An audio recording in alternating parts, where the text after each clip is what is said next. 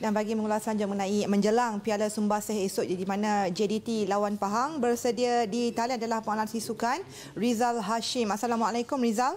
Waalaikumsalam Pak Nisa. Okey Rizal, kita nak lihat bagaimana pada pandangan Rizal sendiri kalau kita lihat JDT lawan Pahang, sebab Boyan Hodak sendiri menyatakan JDT mampu lawan Pahang. Pada pandangan Rizal sendiri macam mana? Sebab kita tahu Pahang adalah bekas juara Piala Malaysia. Ya, kita sedar hakikatnya Pahang adalah juara Piala Malaysia 2 musim berturut-turut. Ya. Tetapi bagi saya sebagai juara Liga Super musim lalu, JDT sudah tentu tidak akan melepaskan peluang untuk merangkul Piala Sumbaksih sebagai menyuntik keyakinan sepanjang musim 2016. Dengan kelebihan beraksi di tempat sendiri, ini adalah detik terbaik sebagai pembuka tirai yang cemerlang buat JDT untuk menebus kecewa mereka tewas dalam sepakan penalti pada final Piala Malaysia November lalu.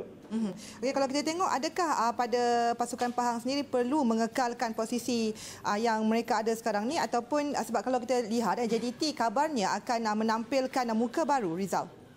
Ya, JDT sebenarnya memperkasakan skuad dengan adanya penjaga gol baru Farizal Marlias, Junior Estal, S. Kunanlen, S. Chanturu. Jadi bagi saya mereka jauh lebih baik daripada pasukan musim lalu.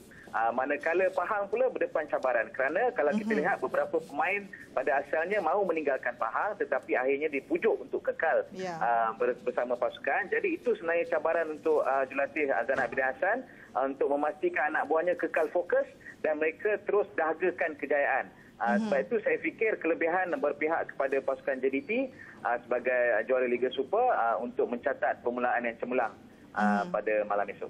Pada pandangan Rizal sendiri, bagaimana pula dengan formasi yang harus digunakan kedua-dua jurulatih ini? Sebab kita tahu kedua-dua pasukan ini sama kuat, sama hebat. Ya, sama kuat, sama hebat. Tetapi saya rasa kedua-dua pasukan juga ada option.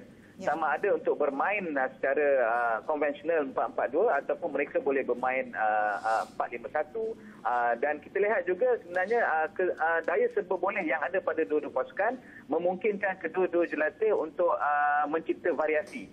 Tinggal lagi saya fikir di atas kertas kelebihan tentunya berpihak kepada pasukan JDT kerana mereka mempunyai individu-individu yang boleh mengubah landscape perlawanan pada bila-bila masa saja, khususnya bintang-bintang import mereka yang sekarang ini mereka boleh tampilkan 4 pemain import secara terus.